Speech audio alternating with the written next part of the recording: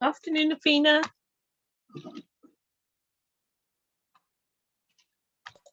Hi, Jackie. Hi. I'm just going to set up this the live streams up. I'll just put the share screen up. Okay. See you later. All right then. Thanks. Bye. Bye.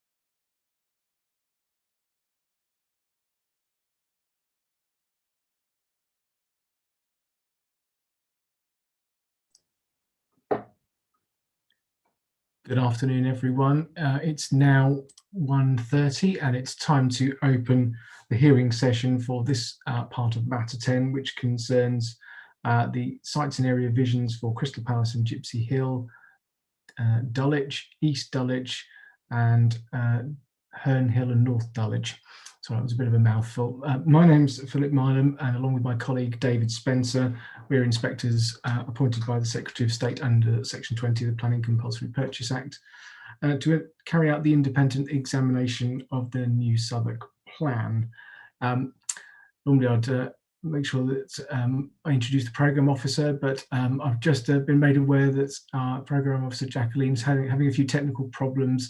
So Miss Hilton Thompson from the council is ably stepping into the breach to keep an eye on proceedings from that side of things for the session, and hopefully Jacqueline will join us in due course. Just for the benefit of participants who've not been in the session before, I normally ask for a representative from the council to be on screen at all times, and for other participants to have their cameras off and be muted. And when it's an appropriate time to speak, either I'll invite people to speak, or at the appropriate time for people to use the raise hand function. So hopefully everyone's familiar with that.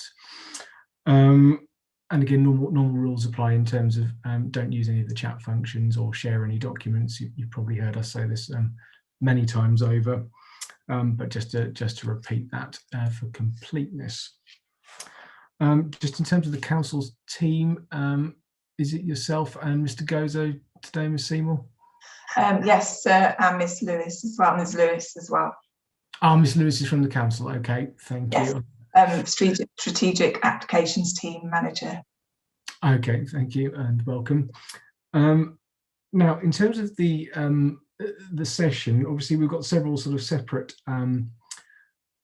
vision areas and sites to cover, and it was my intention to start with Crystal Palace and Gypsy Hill, but I'm mindful that I don't know if we have our external participants in relation to that in the meeting at the moment. I was expecting someone from WSP on behalf of Guy's and St Thomas Hospital and the Trust, who are listed on the revised programme. So I'm not going to pad for very long while they hopefully join us. Albeit I can see a Penny Stern who's just joined the session. Perhaps if Ms. Stern would be kind enough to just confirm if she is appearing on behalf of WSP for Guy's and St Thomas, that will help me organise the session. No, I'm part of the Dulwich Society. You're from the Dulwich Society as well? No, but, yeah, as well, yeah. Okay, thank you very much. I was expecting a Ms. Badman, I think, but that is it just yourself, Ms. Stern? Sorry. No, Sue will be coming. Oh, sorry, yes. Hello, hi, Inspector. I'm Sue Badman from the Dulwich Society, and I'm currently under that logo. Yes, I can see a nice swan logo there. Okay, that's helpful. So it's Penny is my colleague. Okay. Penny is the chair of our planning and architecture subcommittee, and has joined us today. Okay, thank you. In that case, what I think I'll do then, now just in terms of the Dulwich Society, I think your principal concerns was in relation to AV07 and the Dulwich area vision specifically, wasn't it? Yes, we had a couple of comments about that. Okay, what I was going to do then, as I said at the start, my intention was originally to start with Crystal Palace and Gypsy Hill, but I don't see the participants. And I've not had any indication that they've decided not to come. So what I think I'll do is I will start with the Dulwich area vision questions AV07 and the relevant site in Dulwich, and then I may skip back to other sessions. And then obviously, if you've had the opportunity to make your points on Dulwich, then you're welcome to then leave the meeting. So, in terms of kicking off, then I'll just get the just handily got the wrong agenda up to start now, so I'm just going to get my other agenda from my list of agendas. So the first item on the Dulwich agenda was the overall soundness of the area vision. In terms of points that I had, I think most of my queries have been answered through our matters, issues and questions and the council's hearing statement. So I didn't have anything further. The only thing I did notice on a practical point that I think the council has mentioned, there is the area vision map in the electronic version of the document isn't correct, is it? But you did, when you sent me a hard copy of the plan, that seemed to have been rectified. I mean, that's obviously that was a genuine, legitimate factual error that you've sought to correct. So, but I think it's just worth noting for the records. So that, from my perspective, for the council's benefit, that's done the same way, is it? Yes, sir. Yes, sir. Thank you. On the basis that I didn't have any questions to the council on the area vision AV07 itself, I think it would be appropriate for the Dulwich Society to make their points on that now before I then go into my questions on NSP 35. So who's going to lead from the Dulwich Society? Is that Ms. Badman? Yeah, I'll this is Sue Badman. I will kick off. If you're comfortable about putting your camera back on when you're speaking, that's fine. Yes. Okay. Thank you. Yes. Thank you for that. Thank you for the area vision. We did make quite a few comments in the first round of this. I just really, having read the latest and what is known as a clean version, I really just wanted to raise this issue about the two things. Firstly, about the Dulwich estate. I just wanted to understand that you're aware of this. That the Dulwich estate has about 1,500 acres across the whole of the Dulwich area, covering the Dulwich village and the Dulwich Wood wards and parts of Herne Hill into Lambeth and up towards Sydenham. And in particular, they have a scheme of management which covers about 4,000 freehold houses, which actually are on the estate. And they have quite a number of oversight and responsibilities for the area in terms of the public realm. For example, the maintenance of green verges in Dulwich Village and the White Posts. They also share, obviously Southwark also has some responsibilities for that, but the estate has responsibilities for maintaining these public areas. And also they have, through the scheme of management, they run effectively a series of license applications. Anyone who wants to make a change, such as an extension or build something new, would have to go to both the council and the estate for permission. So there is that. They also own some of the commercial properties, the retail units on some of the shopping parades in the area. A lot of this is also covered, incidentally, in the Southwark planning documents, which I think you've already seen as part of your documents, as part of the examination, the SPD. So they have, they are working very hard. My understanding is to diversify, encourage independent retailers, and a lot of work is going into that.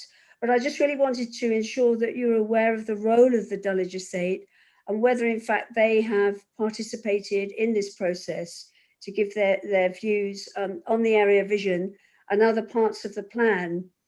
So that was my first point. The second point was, I've noted all the comments in the area vision, but the business of Dulwich is education.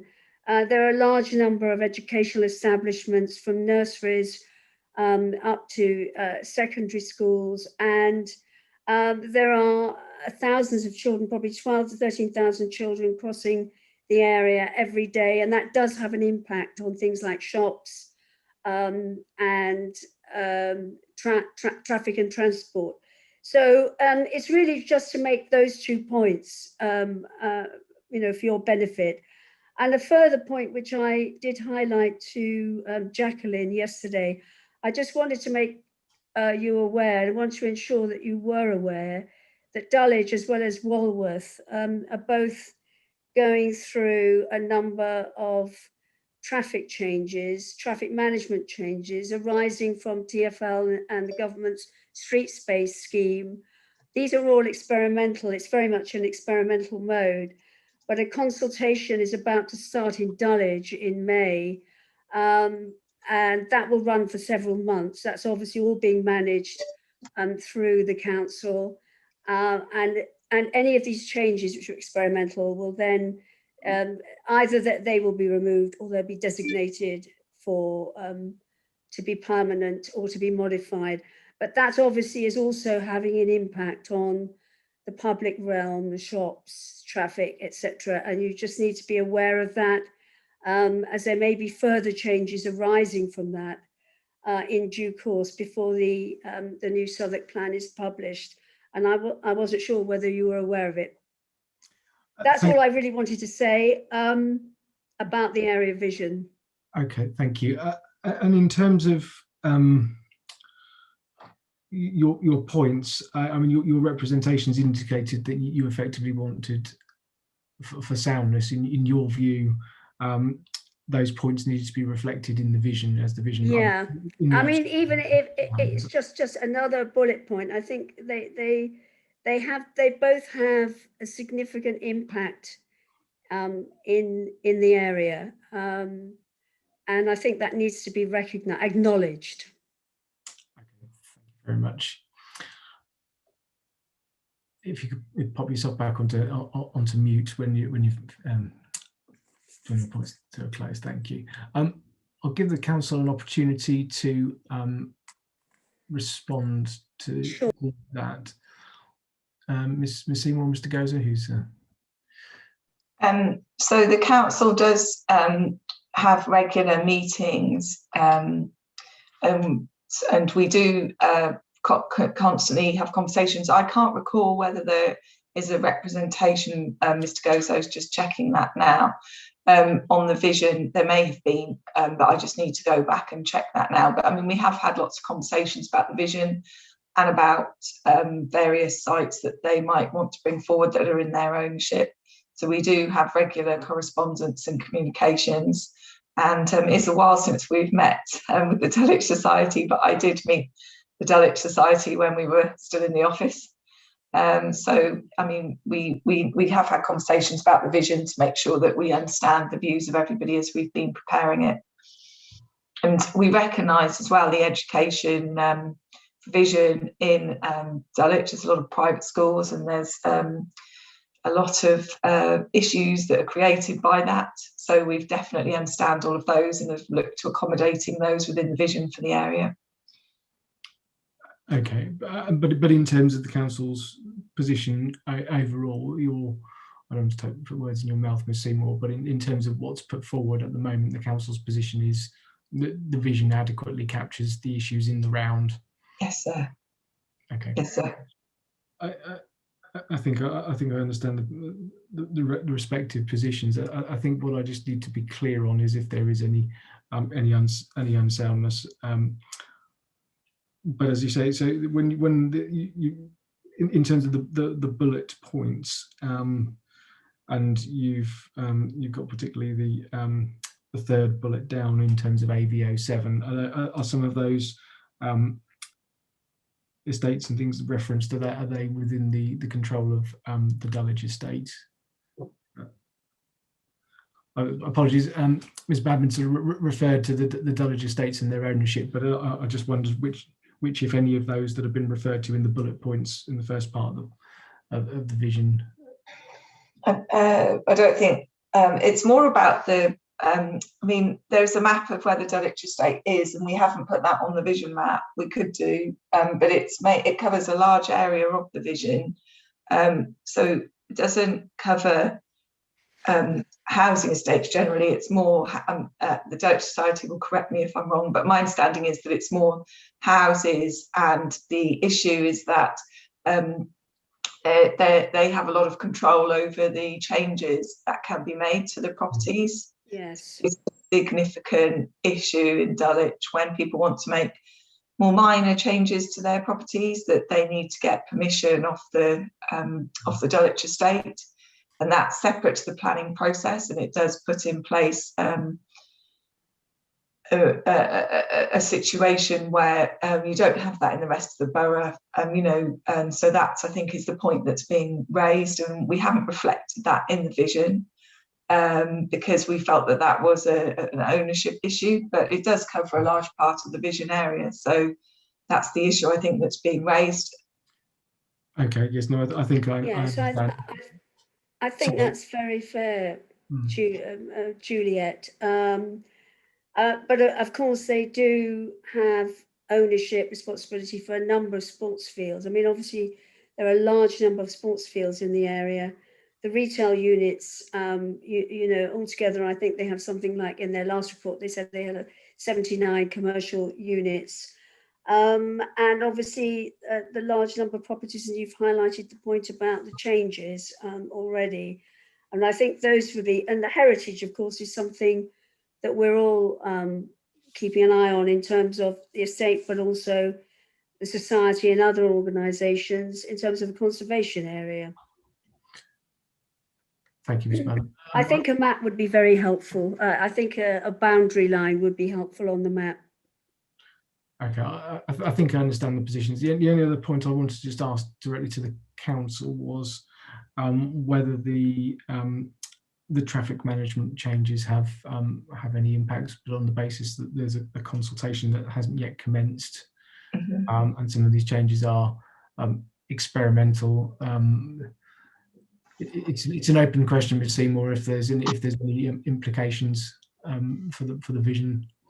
I think that that work is constantly ongoing and emerging, so I don't consider there's really anything we can do to add to the vision, but it does need to be kept under review for updates in the future as changes are made.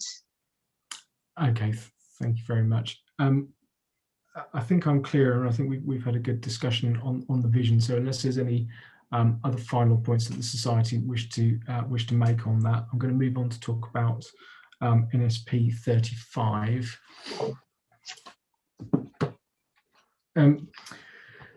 No, I just need to skip back to my various documents. Apologies.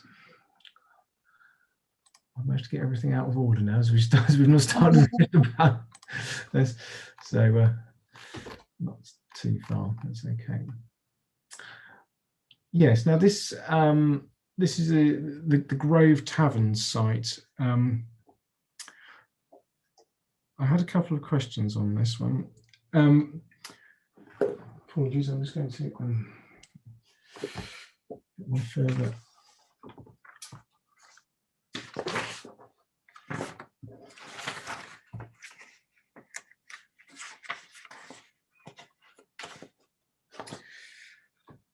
So this site is effectively a public house, and its surrounding sort of land. What I'm trying to just sort of first question to the council is, what's the current status of the pub? Is it?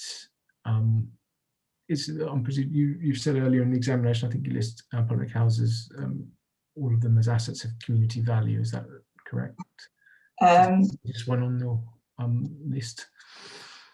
I don't think this one is on our list. No, I think this one is vacant at the moment. So we need to look at there's various pre-application conversations that have been taking place for many years now on this site. We don't actually have a proposal for development at the moment. So has it been vacant for a sufficient amount of time that it wouldn't qualify as an asset of community value? We don't. The way that we work is that the different owners different community groups put forward if they would like a site to be an asset of community value, and then that gets assessed, and then we have a list of them on our website.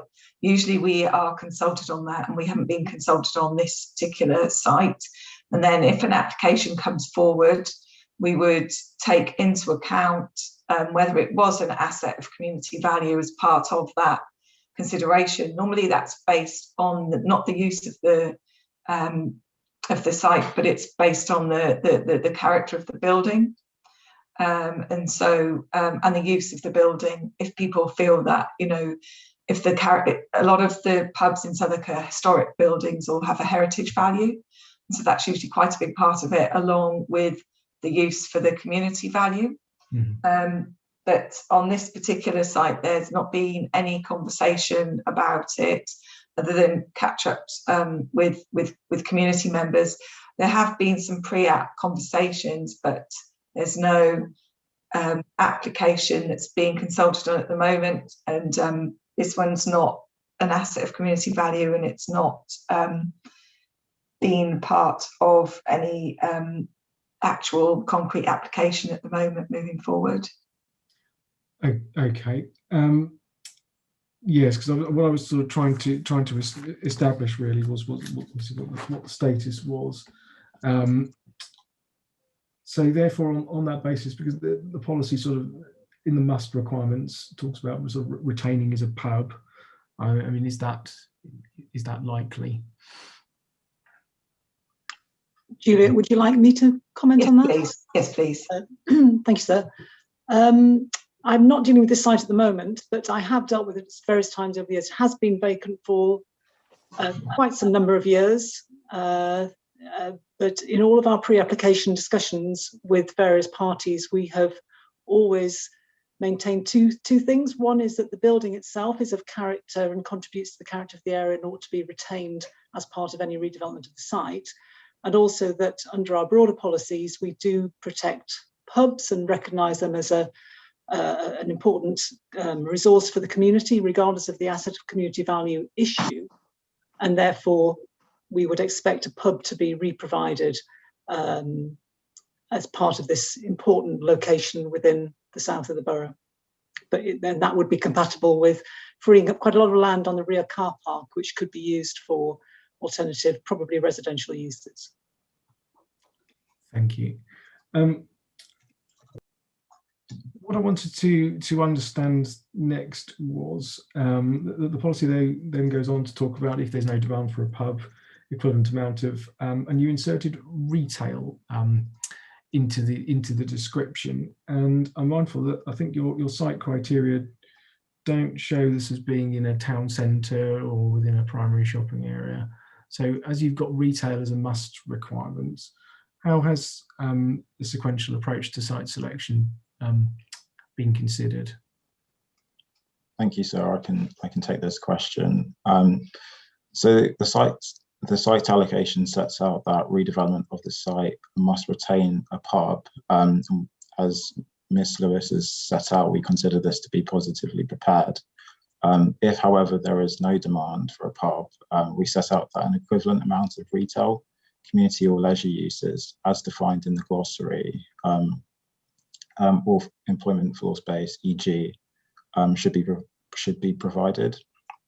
So the MPPF paragraph 86 sets out that local planning authorities should apply the sequential approach to main town centre uses, with main town centre uses located in town centres, then in edge of centre locations. Whilst the site is not located within a town centre itself, it could be considered to be an edge of centre location.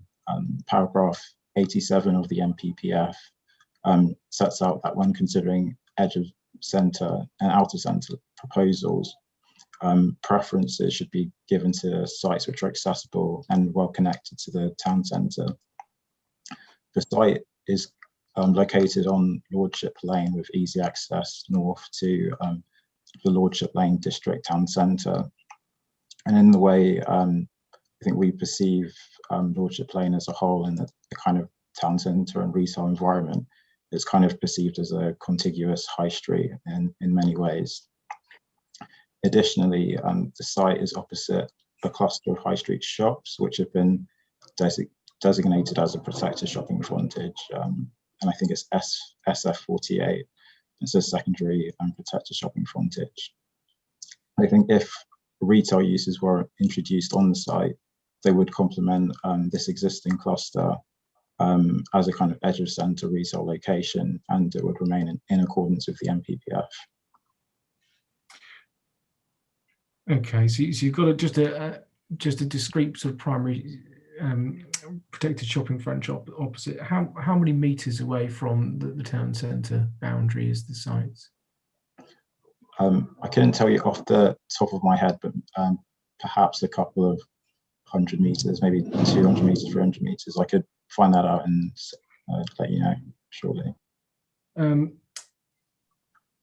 Yeah, so I think I've got a couple more sort of thoughts on this, because I'm just mindful that obviously I think I don't know if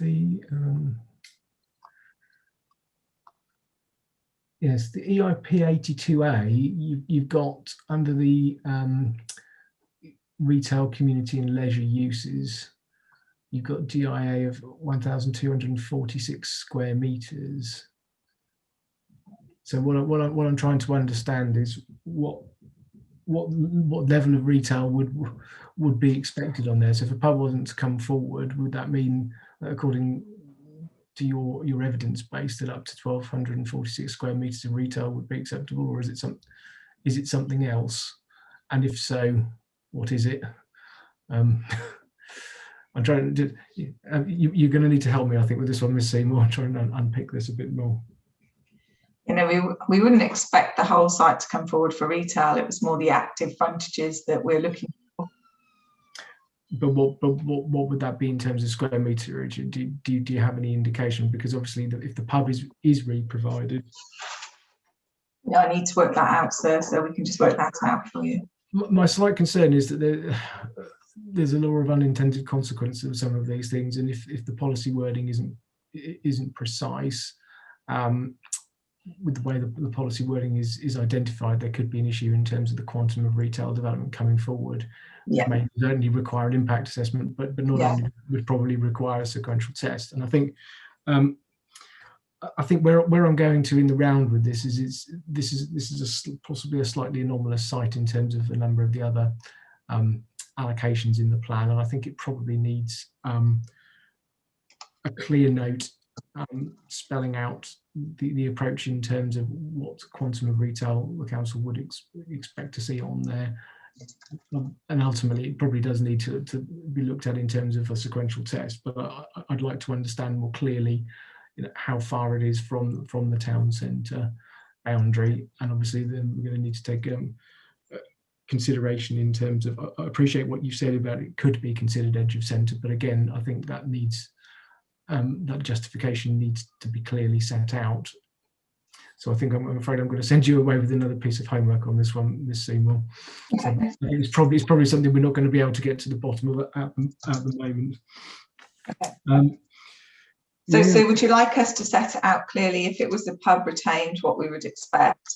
And then if instead though we were requiring replacement retail, what we would expect versus this, because the pub, we're clear on the square meterage. If that was to be retained, and I don't think we'd need to do any sort of analysis of that because that was already a pub, so it's just replacement with replacement.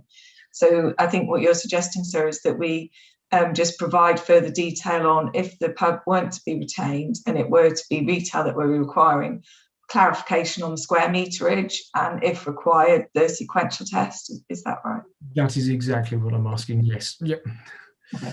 Do that. Thank you, sir. Yeah, because I'm just mindful that obviously we've had we've talked about this quite a lot, but the changes to the UCO as well, and having regard to the fact that obviously pubs aren't retail development. So, okay, thank you. Right, I think we've probably covered everything that I wanted to on that one at the moment. But I think that's I'm just going to make an action note on that one.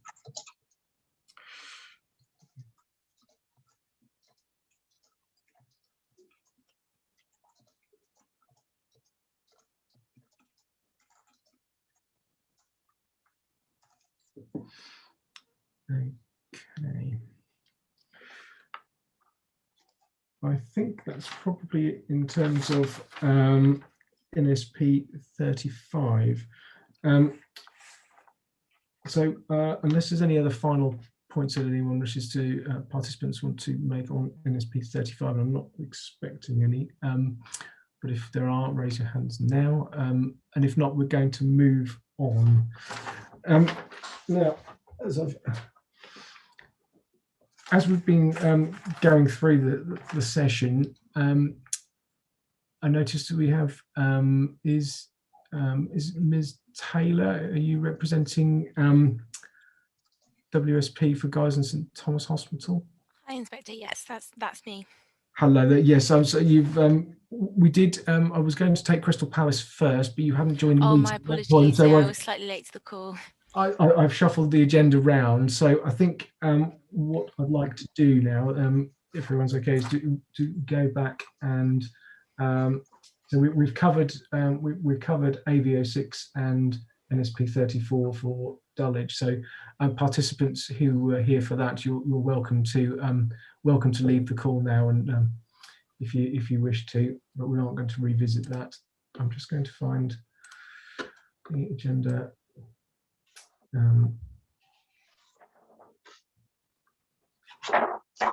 That session. Apologies for the shuffling. Typically, I've managed to close the wrong window down, so I'm just going to go and find the. So are we moving to Crystal Palace now and Gypsy Hill Area Vision and Site NSP 34? Is that We right? are, yes. On the basis that obviously we've got participants here who are just have an interest in that particular site, so I thought it would be prudent to go through that one now, and then Ms. Taylor can contribute, and then we can go through the rest of the agenda. So I'll just go back to 6 and sorry, I'm just going to go back and find my notes. So skipping back to the Crystal Palace and Gypsy Hill agenda, and point 1 of that agenda was a general sort of catch-all agenda item on the soundness of the Crystal Palace and Gypsy Hill area vision. And I put this on the agenda not because I have any specific questions on this particular vision, but in case there was a related point on this that WSP wished to make. But if Ms. Taylor doesn't have anything on that, we'll get straight into the meat of NSP 34. Now, NSP 34, I noticed we've had a bit of some changes in respect of this site from the council's perspective, and your proposal originally in the submitted plan was for a residential capacity in the of 51 dwellings. But the statement of common ground with Guy's and St Thomas Hospital is that you consider that to now be 103 dwellings in terms of indicative capacity. So what I wanted to understand from the council's perspective was what's the sort of justification and evidence base behind this proposed uplift, and why is it necessary for soundness?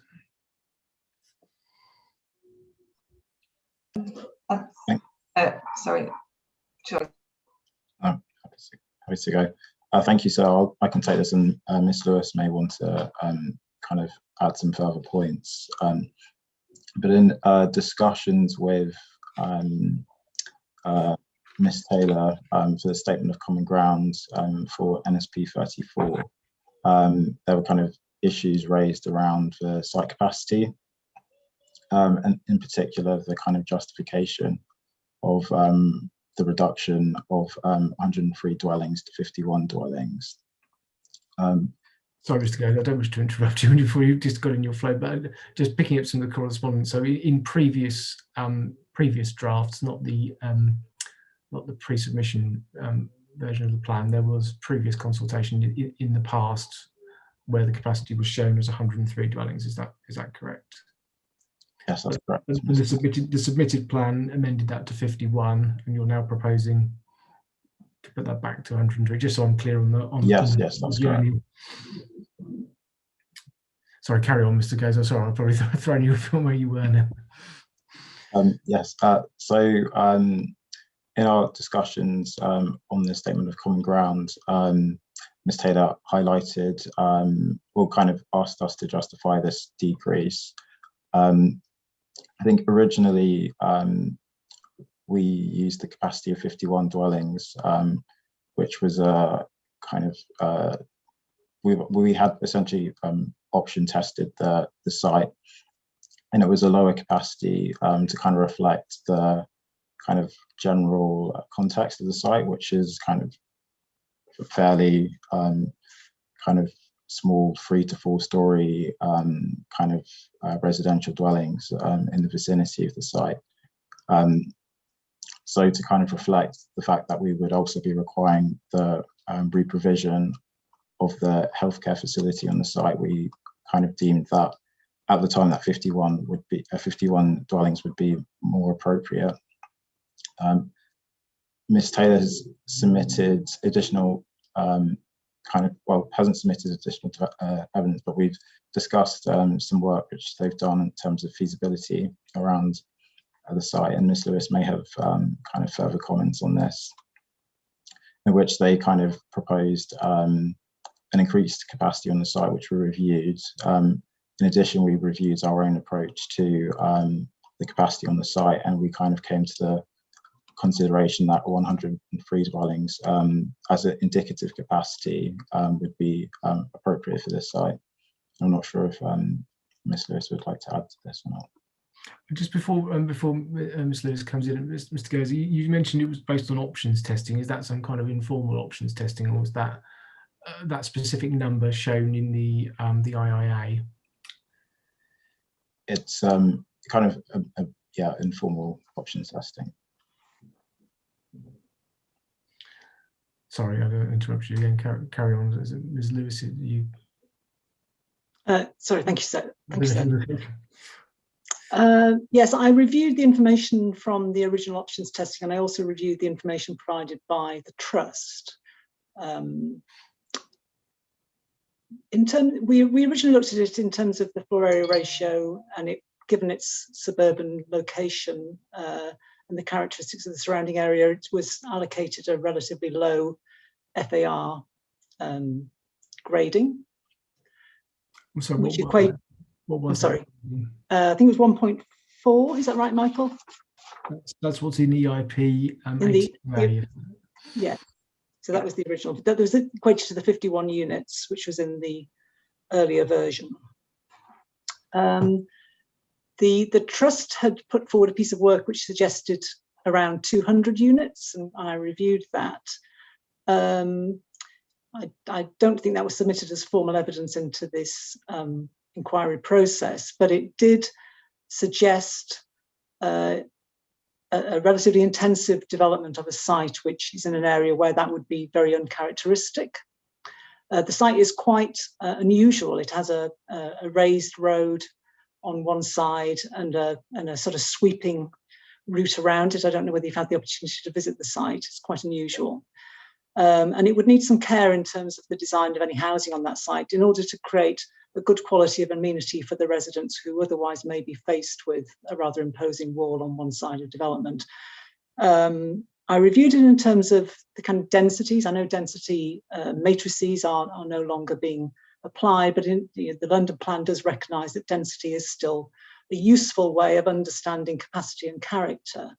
And our proposed density of 103 units, whilst also including provision for the health centre use, would equate to around, depending on the final mix, 700 habitable rooms per hectare, which would be the kind of density we would normally expect in a higher density area. So we are seeking to help the trust in optimising the use of their site, whilst also keeping a balance with recognising the character of the area and the very specific characteristics of the site, including the need for things like tree cover and recognition of the challenge of building adjacent to the road And that would create an FAR score more equivalent to the ones we are using in places like Camberwell.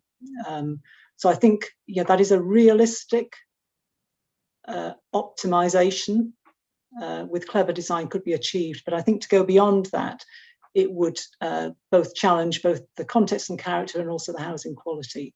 So I think the proposal by the trust for a higher number would be very, very difficult to achieve on this site. Okay, just to be clear, because the IP82A still shows the FAR, even with the 103 proposed units now as 1.4. Is that an error then? If you're saying that the FAR is now higher, what would that be, Ms. Lewis?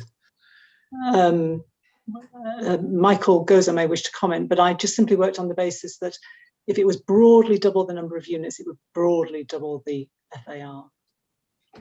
Yes, we need to update 82A, sir. Well spotted. We should have updated that. Sorry, sir. That's okay, because I'm just, again, what I'm trying to understand is also bearing in mind that residential is a should requirement in the policy rather than a must. Why it's strictly necessary for soundness to show a different figure than was proposed, but obviously I need to then understand how you've got there. So I think clearly there is going to be a need to update, because the FAR score isn't accurate.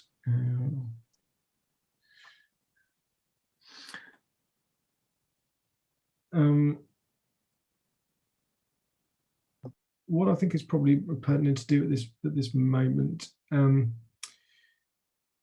Well, actually, no, I'll ask one more question before I perhaps bring in Ms. Taylor. So, in light of the discussions that have been held, is it still justified for residential to be a should requirement rather than a must, along with the re-provision of the health facility? I don't know if this is a question for me. I think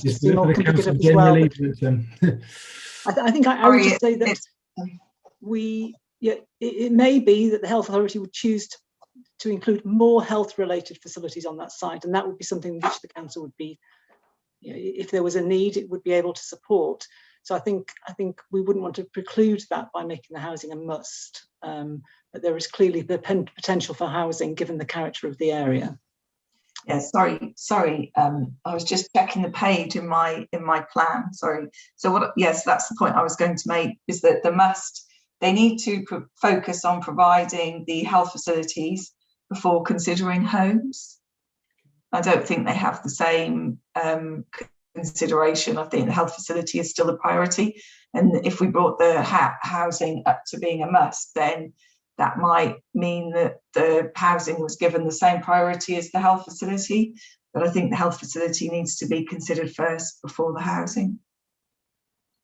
Okay, thank you. I think now would probably be a good opportunity perhaps for me to hear from Ms. Taylor, and if you had points you wanted to make. Thank you, Inspector, and thanks to the council for covering those points. I think covered the ground really well, and certainly it reflects what we've agreed in the statement of common ground. We did feel that the 51 dwellings figure was slightly low given the kind of potential of the site, both the site characteristics, and it's in a very accessible location with the kind of amenities and rail links in the area. And there are developments coming forward, kind of like the Crystal Park development, and also some others to the south where we are seeing higher densities in that area. So I think it provides, the 103 dwelling figure provides us with a good basis to kind of continue with the work, which has been quite initial so far, which is why we shared it in an informal capacity and not submitted through the examination in terms of the design work that has been undertaken, as that is still at very early stages, and we didn't feel that was appropriate to share it through the examination process, but did share it with the council for kind of some higher density options. But certainly that will be developed further through any kind of forthcoming planning application process, and we fully support the the increase of the capacity back to 103 dwellings, and think it's an appropriate baseline for the site, an indicative capacity from the council. And just on the location of the health facility, we are supportive of it remaining as a must requirement for the health facility. Certainly the trust's priority for that site is to redevelop the community healthcare facilities on site to provide them with a better base, and then from there work and see what the options will be for residential development, most likely looking at key worker housing and working for trust staff anyway. So yeah, not much to add in terms of developing the conversation, but just to say our support for what the council have said and what we've agreed in the statement of common ground. Thank you, Ms. Taylor. Thank you. I think, yes, I mean, I did sort of, I think this is one of those areas where again, I understand, obviously the more work has gone on, I understand the rationale, but from my perspective, I think you'll appreciate that it is a matter in terms of why 51 is unsound rather than the fact that 103 is desirable based on what you've told me. And there's a point between those two things where ultimately myself and my colleague have a report to prepare. So just sort of finally, perhaps then from the council's perspective, if you wanted to sort of summarise in essence why that's the need for soundness, to help me with my report as much as anything. I just think it's more accurate if we put in the lower number, then the plan could still be sound because it's an indicative capacity. We think that's about how much might go on the site, but we don't think that that's an accurate figure in light of the further work that we've done. And so we consider the 103 to be necessary to provide the most up-to-date information based on the testing that we've done for that site. Okay, thank you. I think that's probably as far as we can take things for the moment. In terms of the agenda, and I've just got a couple of further points.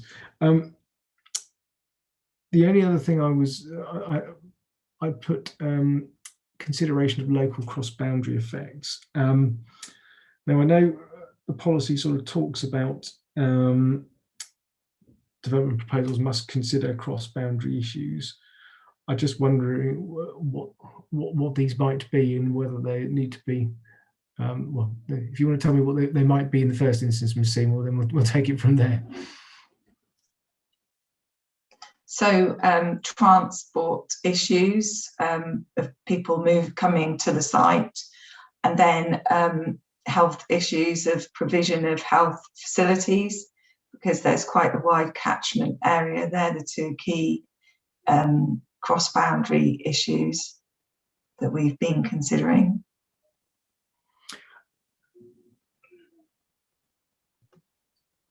I think so. It will be less relevant in terms of direct amenity issues, for instance, because of its location with a wide road on one boundary and slightly offset from the boundaries on the other side. So I don't think those issues would be particularly problematic or relevant. Thank you. What I was just trying to understand, again, for effectiveness, whether you were aware of specific things that therefore ought to be specifically mentioned rather than a catch-all of cross-boundary proposals, because you need to take into account cross-boundary proposals as part of any application in an event, but in order to guide that work, whether there was anything. But those are the two issues there. So we could, instead of saying a general cross-boundaries point, just provide those as the specific issues that we would be looking at. Yes, I mean, I just wanted to understand whether there was a soundness issue. That's not to say that there is one per se, but I was just trying to sort of understand the position, because obviously, as I say, without having the views of your adjoining borough, they might have whether they do or don't have any other views on what any other local, as opposed to strategic cross-boundary effects might be. So, yeah, no, when we talk to them, they're the two issues that we talk about with the hospital. Yeah. Okay, I think I'm not necessarily of the view that there's a soundness issue. I just wanted to understand the position, but I'll cogitate on that. But I think it's I think you've answered the question, Ms. Seymour, so I won't prolong that point anymore. And just sort of again having a look at the last sort of section D of the agenda, I put a point under there on water infrastructure. I think this was a bit of a point as in earlier representations there were a number of concerns raised by Thames Water or a number of sites in terms of capacity. And I think you've said on the basis that the scheme is likely to come forward later in the plan period. There's not an immediate delivery issue in terms of water infrastructure for the site. Is that still the case, Mrs. Moore? Yes, sir. Yes. Okay.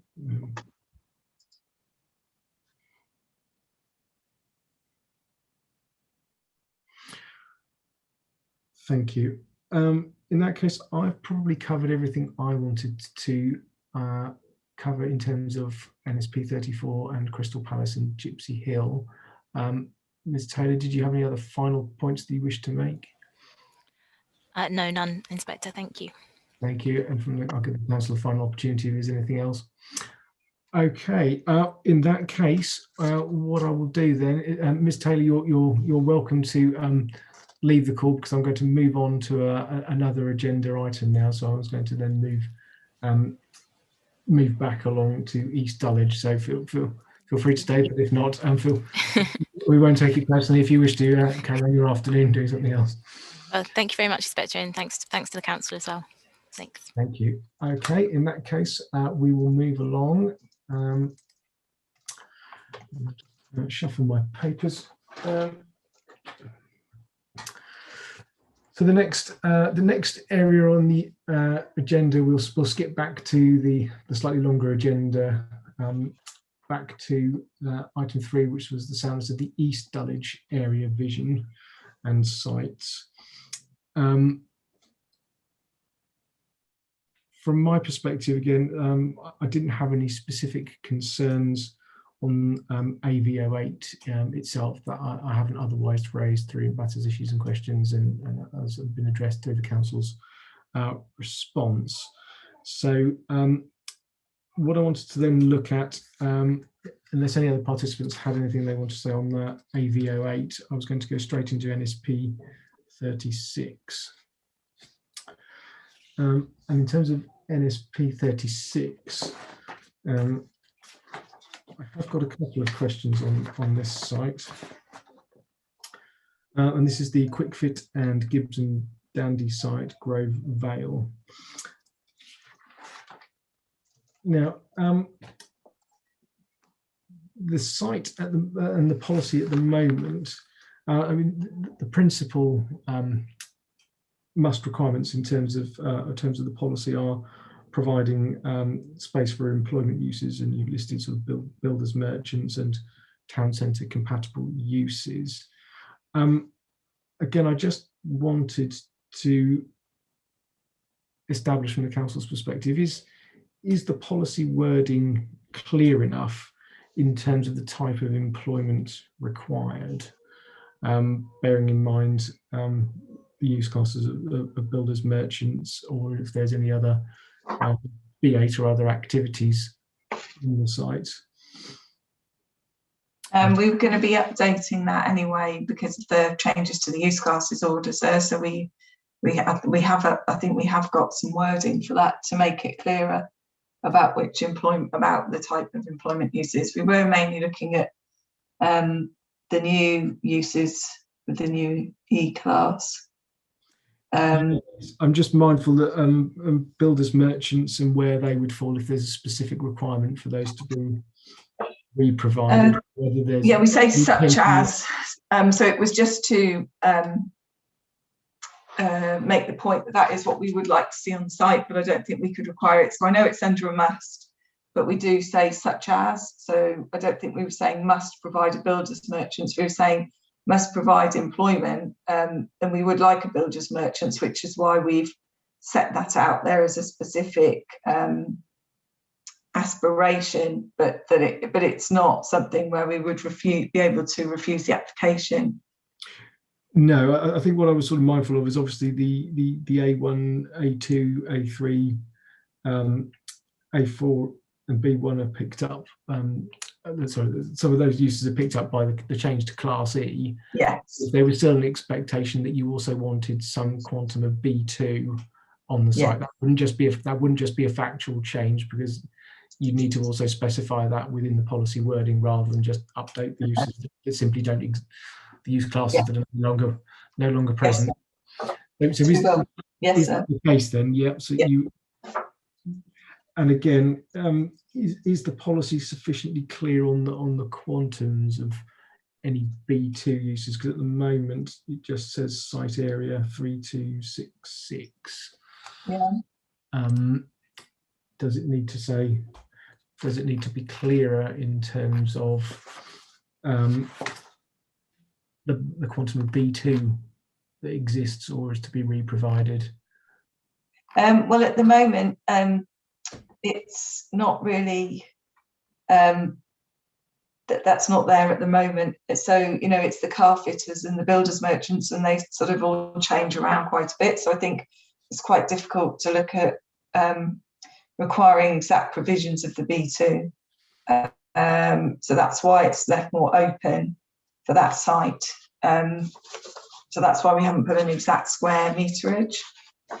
Okay, yes, because your policies, a number of them seek to replace the existing amount of B class use with the, you use very similar wording across a number of them, but you're saying in this case, because of the changes between the existing uses on site, you aren't able to deal with the mechanics of it in that same way. Okay. Yes, so in the new, I've checked the new wording, and it says continue to provide a space for employment uses such as builders merchants and retail, community or leisure uses. And so we've left it quite open. The main aspiration for this site is that there's employment and activity generating uses, rather than looking at retention of industrial, because it's not really, there isn't really that much of that use at the moment. And so I don't really think we could require that on this site. But you say you're going to add B2 to the list of, because that wouldn't. We haven't at the moment. We've just said employment uses for this site. Okay, that's that. I think I'm clear on that.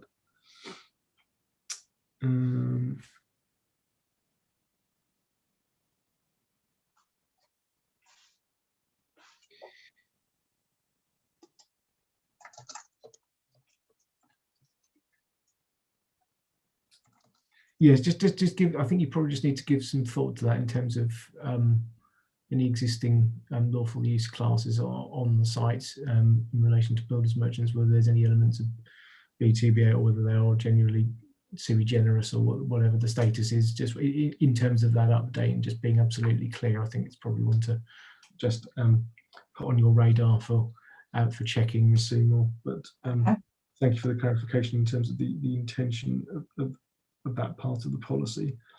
What I also just wanted to understand was that I think you between the first and second rounds of Regulation 19 consultation on the plan, I think you changed the requirement for the green link from Grove Vale to Besant Place from a must to a should, and just what the rationale for that was. Well, that needs to be looked at when the site comes forward, and making it a must was very, it was a real specific requirement. Whereas when the site's redeveloped, we need to look at the best routes through that site. So that's why we changed it to a should from a must.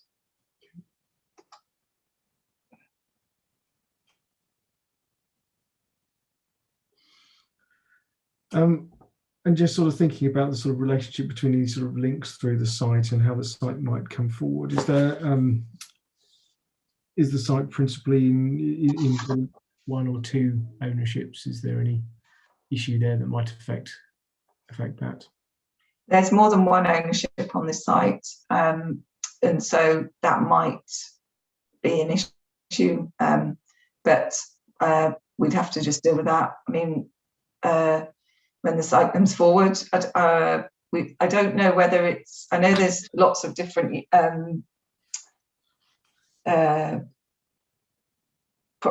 sorry, trying to think of the right word. I know there's lots of different uses on the site, but I don't know whether there's one overall owner and then it's sublet. That's what I was trying to say.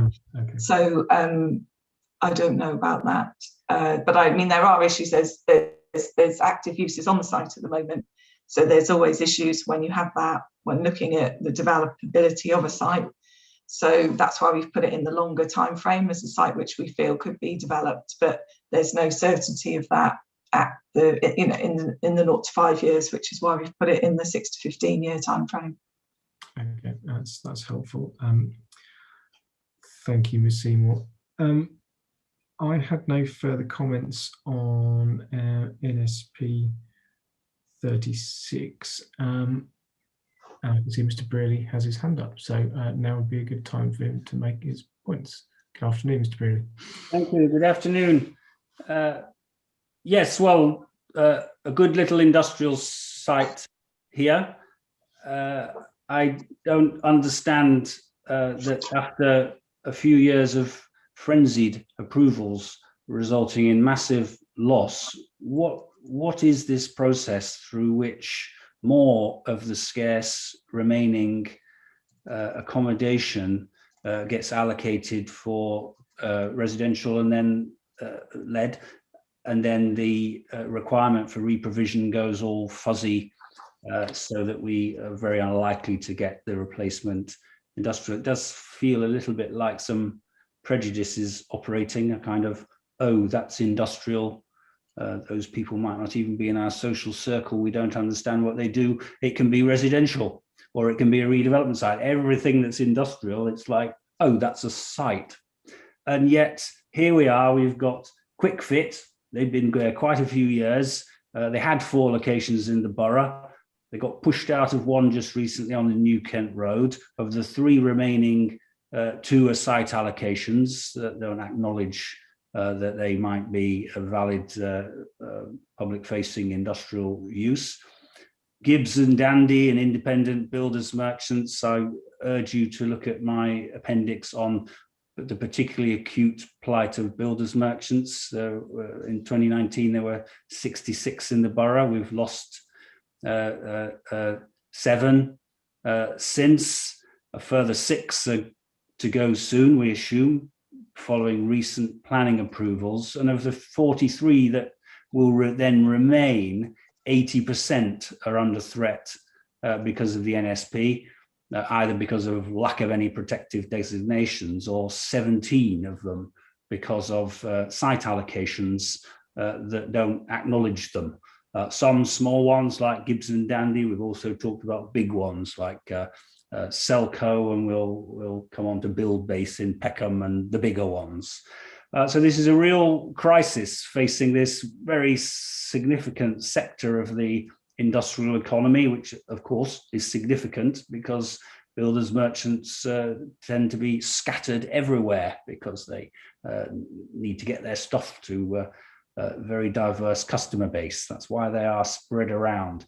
So I just don't understand why it's sensible to pick off these last few sites that serve these purposes across the majority of the borough. I would have thought you should just, since you've invalidated other industrial designations as straightforward, you should just make these miniature strategic industrial land designation. They should just stay as they are. Don't mess around trying to redevelop them and stick half a dozen housing units on top. It's just crazy because the uses are needed. Thank you, Mr. Brearley. I'll give the council an opportunity to provide any comments, but in terms of the overall sort of principle requirements of the site, residential in this particular case is a should requirement, not a must, isn't it? So that's an optional if possible. Yes, sir. And we say builders merchants in the site allocation. I don't think we can be clearer than that, really. Well, you could require that it be industrial use. It's not at the moment, though, sir. Of course it is. Do you not understand what industrial uses are? I think what we're going to do, I don't want to get into a tit for tat, but there are some complexities around the lawful use classes of builders merchants. But I understand the point you're making, Mr. Brillian. Yes, there are. You've made it a number of times, and I do understand it. But if we just go with the London Plan definition, the GLA definition of industrial, of course, builders merchants are industrial, and they are generally regarded as a B8U class. I know there's some debate sometimes. Indeed, and I understand all those debates, and appreciate them. But thank you for your points on that. So from the council's perspective, did you have anything else further to add on that in terms of before I move on with the agenda? We've classified it as sui generis. If you think that's not appropriate, sir, then please let us know what you think the appropriate classification is. Thank you. Well, I think it's not. I think the matter of what a use class ultimately falls in is probably a matter for the court, not even myself. So it may well be that if there is any doubt, then that is a matter for lawyers and the courts, not myself. So I'm not going to get into that territory, I'm afraid. I'm going to move on. So, but I think we've all recognised the respective positions. So I'm not sure there's much to be gained by prolonging the debate in that regard. So if you had nothing else on NSP 36, I'll just make sure I've asked all of the things I wanted to, and I have. I'm going to move on to NSP 37. I've only put this on briefly just to try and understand a little bit more, just briefly about the current planning status. I'm mindful that things there's a resolution to grant planning permission, and as I understand it, a Section 106 agreement is currently being finalised. The only thing that drew my eye was that there was a discussion around the scheme being referred to the GLA for a stage 2 direction and what effects that might have. Thank you, sir. Yes, it went to committee last summer. Committee resolved to approve it subject to the Section 106 agreement being signed and also referral to the Mayor for stage 2. The Section 106 is quite complex. It's taking some time to reach agreement on the details of it. It involves not just the developer, but also the football club as well as the council. So there are a lot of parties to satisfy, and we had a very detailed report to committee, and we need to make sure that all of those obligations are carried forward properly into the agreement. Once we have a draft which the parties are broadly satisfied with, we will refer to the Mayor for stage 2. At that point, the Mayor obviously has the right to allow us to go forward and make our decision, or to direct refusal, or to call it in for their own determination. We don't have any indication either way. There's no indication that they would intend to do that, but at the moment we're still working through the Section 106 process. Thank you.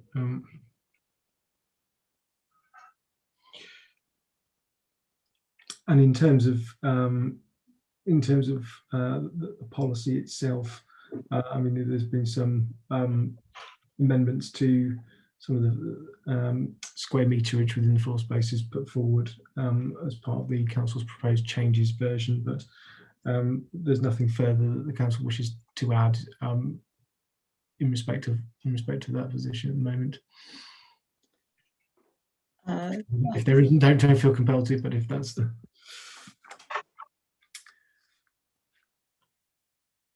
Again, I think this is a case where I don't have any further questions. I think that the position is clear in terms of what I need to consider, and obviously your updated EIP 82A addresses a lot of the points I think I had. So from that perspective, unless any other participants have any points that they wish to raise on this one, I was going to move on to NSP 38, which is Railway Rise. Again, this was it was just my preferred starting question is just understanding at the moment, obviously, how the indicative, bearing in mind residential is a should requirement, just how the site capacity is being derived. Is that from the council's sort of, obviously it's not based on any planning information, as your updated document indicates that there isn't any at the moment. It was from your discussions in the FAR and the. So this is quite a difficult site to develop. So we did have to look at this site. We looked at how much development we thought we could go on this site using the FAR, but it's not a sort of conventionally shaped site. And also you have to go on your site visit, you'll see you have to go up to get to it. So we did look at this, and then we did look at the amount of development that could go on it. And I think that the indicative capacity shows how much development we think could go on this site, but it did take a lot more consideration and site visits, etc., than some of the other sites which were more straightforward. Thank you. And again, obviously, provide at least the amount of employment floor space is the must requirement. So it's principally seeking further employment use. I saw a similar question as I've asked for the quick fit site. Really, is the intention there in terms of principally re-providing B2 and B8? You could change. We could change that on that site, sir, to be more clear. Yes, because I'm guessing. So that would be one. There's no B1A or any implications for Class E in that site. This is from the council's perspective. This is clearly a B2/B8 site. Is that right? Yes.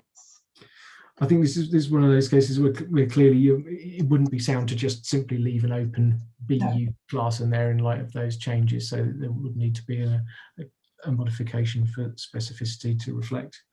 Yes, sir. We'll do that to add that to the to-do list.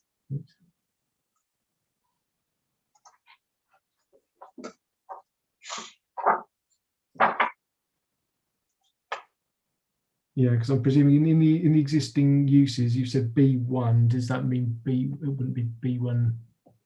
It wouldn't be. It's a builder's yard. So when you go to visit it, it does have some office looking space there, but we've changed it to EG and B8 in the changes that we've made.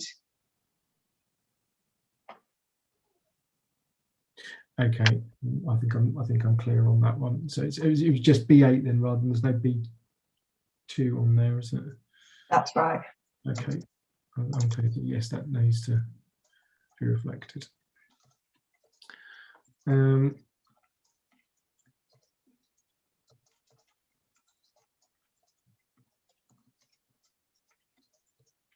Now, the only other point I had is there any implication, because there might be a relatively, in terms of floor space, the floor space on this site compared to the overall sort of planning unit is potentially quite small, isn't it? Is there any implication there in terms of we should provide at least the amount of employment floor space? I don't think so. I think that on a site like this, that would be appropriate to look at replacing it and then looking at what the increased capacity should be. But, this is not a site it's not in one of our action areas or opportunity areas where we're looking to really maximise development. We would like development to come forward on this site, but at an appropriate scale for this area and particularly for this location. Thank you.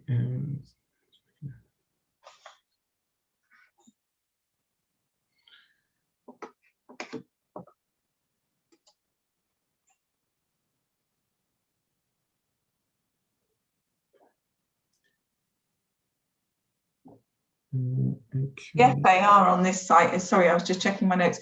The FAR is 1.2, so you'll see it is quite low. That we're not compared to some of the areas that we're looking at. Thank you. Yes, I've got that. I've got that up in front of me. Drawing that to my attention.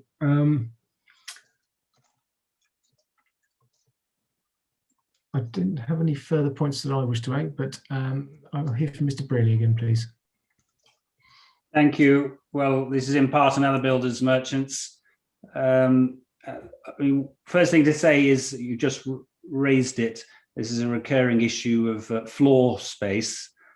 Certainly experienced on other sites, and the strict reading of the policy is it is about floor space in buildings.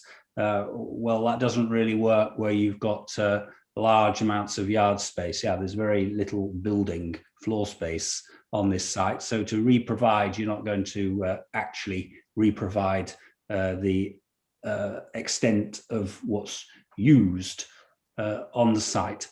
And then the broader point, well, of course, my factory is in the north of the borough and the industrial community I'm part of, but I actually live down this way. So I'm very, therefore have a heightened awareness of the fact that there is no protective designation on any of the industrial in the south of the borough. It's lost most of it's all smaller stuff. It's lost most of it in recent years. There's very little remaining, and the generic re-provide policy is always focusing on this employment. So it's generally not, in almost all the site allocations and in the generic policy, not specifying that industrial should be replaced with industrial. I mean, this seems like an obvious sort of site where, again, you should just say it's strategic industrial land. We'd love to see intensification of the industrial. If the builders merchants use wanted to put a deck on top or put it in a shed and double it up, that would be really good. If we could get some other little units in there, that would be really good. But again, if you try and do it with housing, inevitably you're going to shrink and perhaps compromise the industrial use, which is what the site is. So, you're just heading towards having nil industrial. I don't know what the thinking is behind that, whether the people in the council are thinking it's all a bit dirty anyway, or it's all going to happen somewhere outside the M25 together with those 500,000 jobs from London, or in Southwark quite a few thousand jobs. Are they all going to go away? What's the idea? Because there's nothing in this plan that across the majority of the borough is going to prevent in the next 5 or 10 years it dropping to zero. No industrial, no space for builders merchants or repair workshops or joiner shops or bakeries or all the little stuff that serves normal parts of city. That's the problem. Thank you, Mr. Burley. Ms. Seymour, I'll give you, on behalf of the council, an opportunity if you had anything further you wish to add before I move on. I've already said that we're trying to retain the B use on this site, so I don't think I've got anything extra to add. Okay, thank you. I think I'm clear on positions. In which case, I'll move on then to NSP 39. I put this one on the agenda, but I think you probably told us in the general approach to site allocation session earlier this week, the position Dulwich Community Hospital, that's under construction, isn't it? Yes, sir.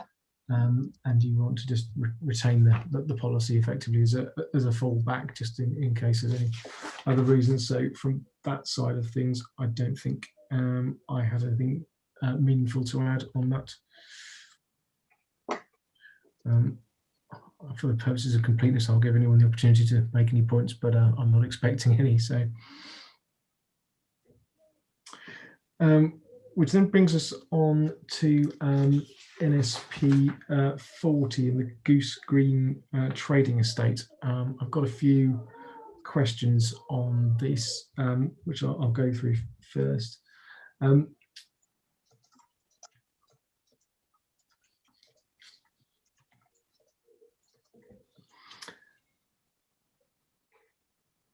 My first point really was again just for the council to confirm the approach taken in terms of, again, mindful this is a site where the principal requirement is re-provision of business, and this is business and industrial floor space, which we'll come to in a moment. But just in terms of the should use of residential, is the approach bearing in mind that there's not any active planning on application relevant to the site, so you've used your own sort of approach and the FAR in terms of developing the indicative capacity. Is that correct? Yes, sir. Thank you. And then we've amended the use class on this one to EG, so the B can come forward on this site for the must. So is it just E part G, which would be the sort of light industrial end, rather than B2 or any B8? Industrial floor space, which would still EG and B8, EG and B8, sir. EG and B8. There's no intention for B2 then on this. I would say EGB. EGB. So we say now we say employment use is capital E, small g, 3,794 metres squared, and then we say redevelopment of the site must provide at least the amount of business and industrial floor space, and we cross out the B use class, and then we say EGB class currently on the site.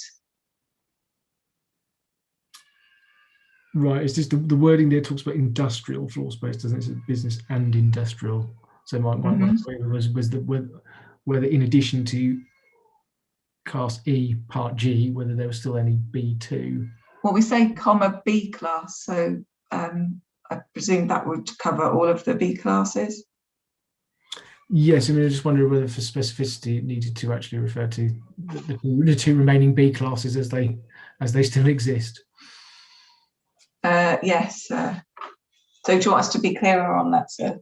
I think it would be helpful. Okay. We have somewhat been use classes. All the changes as a somewhat shifting sands between the points at which you've submitted the plan and where we are now. So you've obviously proposed part of that as a modification, but okay. We can just update where we've said that to include the other parts of the B class use. Yes, I think that would assist for clarity and effectiveness. That will be needed. Okay.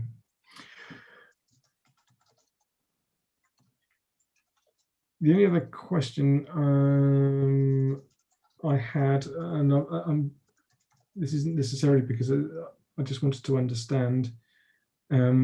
Obviously, the site is directly abutting the listed public baths, and you've got a sort of must requirement in the design and accessibility guidance, whether the council considered for soundness that ought to be elevated more clearly up into the site requirements. It's probably a presentational, on the basis that the wording is quite explicit. I think it's probably a presentational matter, so it's not something that will feature in our report, but perhaps that's something to yes.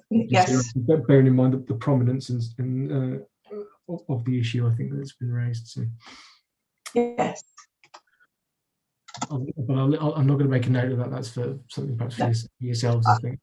I've just made a note of that, sir. I have no further questions on NSP 40, so I'll give Mr. Briley an opportunity to speak. Thank you. Well, this is another utterly crazy and tragic one. We've got about 5 or 6 such small modern industrial estates, 50s, 60s, 70s things left outside the Old Kent Road area. This is a really good, so hardly any. This is a really good example of one really successful, always fully let. Howden's, again, builders, merchants. Ian Dunn, the very successful local joinery workshop. I think there's an HSS there. And if I remember right, a music equipment distributor and a book distributor and all those kind of things. If you try and redevelop it, so first thing is, where on earth are even those few businesses going to go in the south of the borough, an area of many square miles, which has almost no industrial accommodation left. Even big national businesses with branches like Howden's and HSS, where are they going to find? And you can forget about people like Ian Dunn Woodwork. They'll give up or move out of London. And then even when you've dealt with that little problem of wiping out all the businesses and they've got nowhere to go, how do you make it viable and redeliver industrial? It's just not going to happen. We had quite a good discussion of viability in relation to the Burgess Parkhouse Street area earlier today. On a little site like this, it gets even worse. There is no credible viability of putting residential on top of re-provision of this kind of small scale industrial accommodation with a sensible vehicle yard and goods access. How on earth is anybody going to make that stack up? The first thing they're going to try and do is spin a yarn about, oh yeah, we're re-providing and it's a bit of co-working space and a little bit of a cafe on the front and all very nice things, but it won't re-provide for these kind of businesses. And I just think, again, this is a little strategic industrial land. Somebody one day might put another story on top and we might get some studio space and that'd be another win. And the businesses can carry on as they are. Why on earth would you try and upset the apple cart on a tiny little super successful industrial site like this in a part of London that's got almost nothing left to serve its local area with its industrial needs? Thank you for your contribution, Mr. Brearley.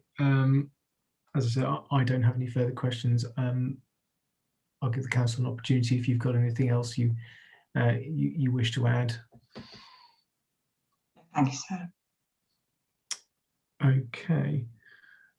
So that brings us to the end of the of item 8 on NSP 40, which sort of bookends the East Dulwich area vision. We have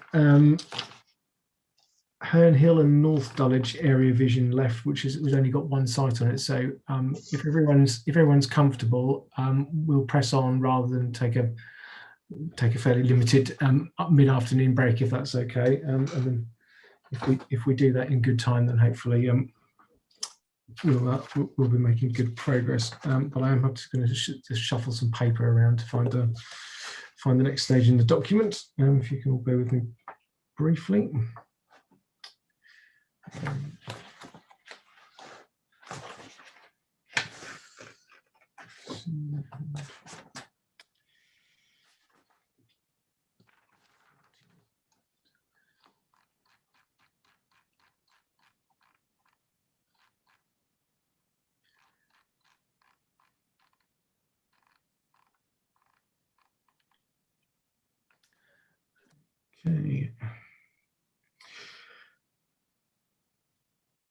Again, agenda item 9 was a general point on the soundness of the Herne Hill and North Dulwich area vision. Again, I didn't have any particular questions that I haven't had otherwise answered or have asked through matters issues and questions or through hearing statements. So I have nothing further on that, unless any other participants have anything specific on AV10. So if I don't see any hands now, I'll move straight into NSP 58, which is the Bath Trading Estate site. I think this is one where, again, from my perspective, it's probably a bit of clarification from the council, really, in terms of the square meterage shown in the plan and the policy, you've got in the policy, the existing uses talk about retail A1, 2, 3, 4 and A5 of 2,041 square meters. And then in the EIP 82A, that also expands the list to D1 and D2, but I'm presuming it's all A1, 2, 3 and 4 and 5. Is that right? Yes, that's correct, sir. I'm just making sure there's no discussion, because the actual heading in that EIP 82A also doesn't appear to include A5 uses. So I just wanted to understand whether there was any slight differences, and what, when you sort of aggregate all of those A use floor spaces up together, it sometimes becomes quite difficult to untangle precisely what's what and what implications there might be arising from it. So if there, again, for the purposes of just trying to understand whether from the council's perspective, the policy also talks about sort of providing high quality active frontages, including town centre uses, which is also expanded with D1 and D2, which is in the second bullet under the site requirements. I was just trying to understand whether there was an expectation of any additional retail floor space coming forward, and again, is there any implication there in terms of the sequential approach in terms of any net additional retail floor space that might be allowable under the policy? Thank you, sir. I think the reprovision, or the kind of policy requirement for main town centre uses, and in EIP 82, we set it out that it's retail, community and leisure uses is generally to reflect the approach kind of introduced by the introduction of the e-use class. In terms of implications from the sequential approach, a significant, I think, as set out earlier in terms of our overall kind of strategy and how we apply it, for this site, a significant portion of the site is located within the Herne Hill District Town Centre, and it currently includes a current set of retail uses which comprise a protected shopping frontage SF42. So the site allocation states that redevelopment of this site must provide high quality active frontages. So this would support the vitality and viability of this district town centre in accordance with the London Plan and the NPPF, and kind of also supporting our aims, which are kind of set out across a number of policies in the plan in terms of ensuring a good public realm, supporting the local economy, and kind of it essentially reflects existing established uses which are currently on site within this allocation, which kind of are kind of adjacent to Brockwell Park. Thank you. I just wanted to pick up on one point, Mr. Gazer. You said that a large part of the site is within a designated town centre, but looking down the site location sort of criteria that's elsewhere in the policy, it does say is in a town centre, and the answer is no. Is that an error, or which position is correct? I think it's an error. So.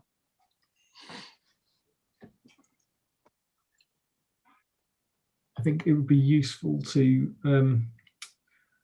obviously get the correct position if it did. So if a large part of the site is in the town centre, yes. Obviously, because there wouldn't be implications for the sequential test if that's the case, or then depending if there's obviously an energy centre and so on and so forth. So you're going to need to. Yes, it is, sir. It is in. It is. And it's. I think some of the confusion is because this is on the border of Lambeth, so in a way, our part of Herne Hill looks quite small. But when you join us together with Lambeth, Mr. Gozer will know all the figures, but it's a lot larger. It's considerably larger town centre, and this is a very busy area with lots of activity. That's correct. Right. And if I could just add to Ms. Seymour's point, the London Plan also kind of looks at Herne Hill district town centre as a whole, and it kind of sets out as kind of between both Lambeth and Southwark. Okay. Well, I mean, there's clearly from modification in terms of the wording there, because obviously if there is partly in a town centre, then I think that the site location list at the bottom end of the policy clearly needs to be amended to reflect that. Maybe there's a need for some text somewhere else to just reflect the true position of the site in terms of the retail situation.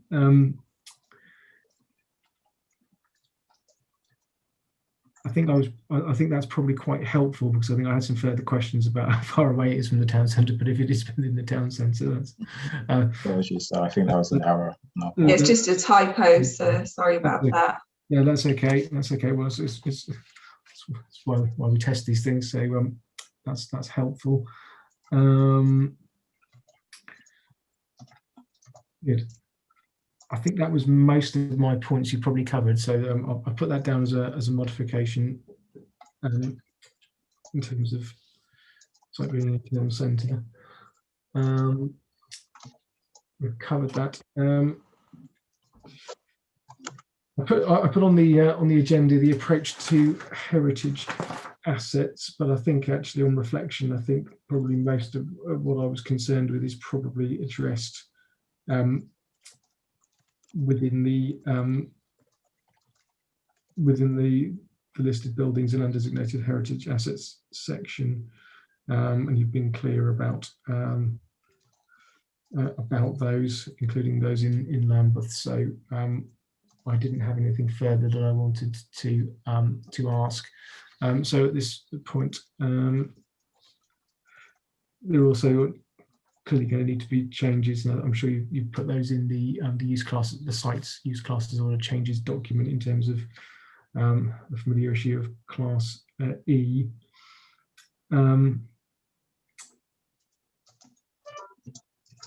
that would also cover the issues around space for small businesses, if they were intending those to be within the light industrial falling within Class E rather than anything else that needed to be separated out, like similar to the issue we just discussed.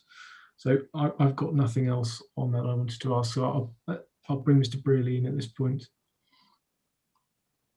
Thank you.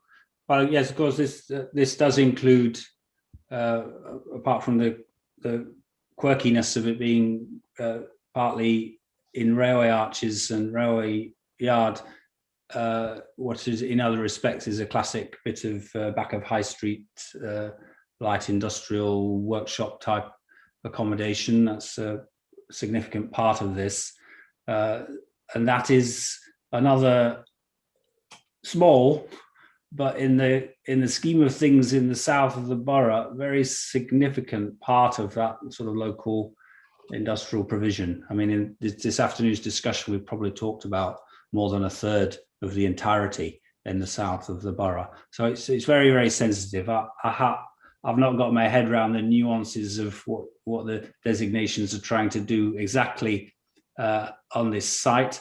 But certainly it's alarming of little ideas about slipping in a bit of residential and adding complexities and this ongoing kind of sense of ultra-liberalism about the use migration, because with the shortages of high street frontage type accommodation in many parts of the borough, it is a big trend of those kind of uses grabbing at what had until recently been all industrial accommodation, workshop accommodation in railway arches. That's the dynamic that's happening. There's not enough space in high street frontage situations, so they're taking the depth accommodation, the round the back accommodation and the railway arches. So it's problematic. So this is a little subset of a bigger point we've made, that far more of the railway arch and immediately associated accommodation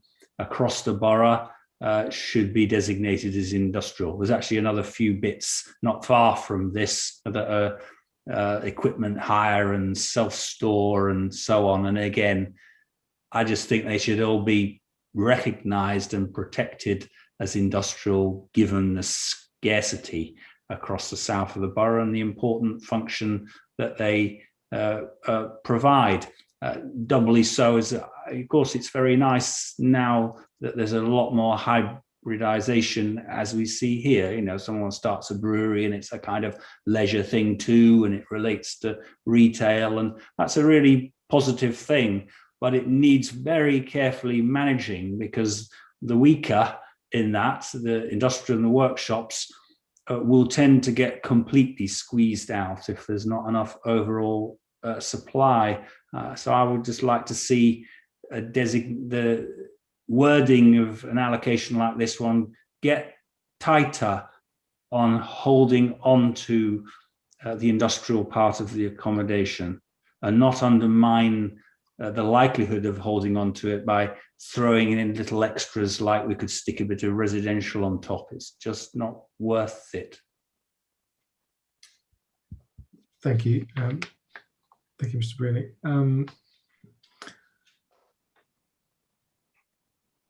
I'll give the council the opportunity, if you have anything further you wish to add other than what you've already said to me in terms of the policy. I think we've probably nothing perspective. No, thank you, sir. Okay, as I say, I think I'm clear on the respective positions in this regard. So I had no further questions. If there are no other points from participants, I think we've actually made our way through all of the various points on this agenda this afternoon in good time, which is a bit of a surprise considering some of the sessions we've had to date. So so from my perspective, I'm fairly clear. I have nothing else to add. So was there any, Mr. Brearley, you put your camera on, was there any other final points? You said what you needed to say. It's just so I could wave goodbye. Right. I just on the subject of Mr. Brearley, I know you'd had some connection problems, hadn't you, with yesterday, and you sent correspondence to the programme officer. I think we're going to try and Mr. Spencer's going to try and find some time next week for you to make your statement on the site you dropped out was. Thank you. I've been told and the time works. Yes, thank you. Okay, splendid. Well, that's good. As long as the arrangements have all been sorted out. I'm mindful that I think Jackie has rejoined us, so she's on top of all that now. So otherwise, I'd like to thank everyone for their time and participation this afternoon. We've actually covered a lot of ground in the time. So on that basis, I'll bring the session to a close and see participants. I think it's the last session of this week. So we'll see participants again next week. Thank you.